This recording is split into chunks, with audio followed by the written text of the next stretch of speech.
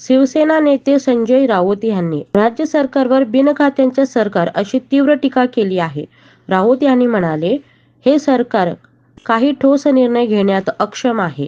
त्यांच्याकडे खात्यांचे समन्वय नाही आणि त्यामुळे राज्यातील विकास मागे पडलेला आहे.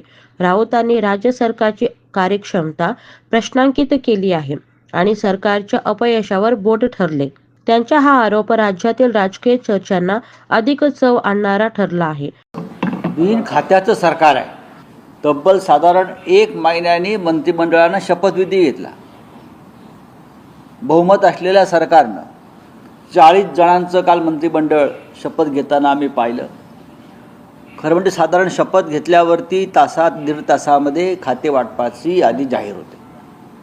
अधिवेशन आहे, प्रश्नोत्तराचा तास असतो अधिवेशनात. कोणी कोणत्या खात्याची उत्तरं द्यायची?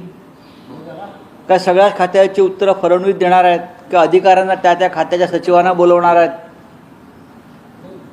एकंदरीत सरकारमध्ये मंत्रिमंडळामध्ये राज्य चालवण्याच्या बाबतीमध्ये गोंधळ दिसतो.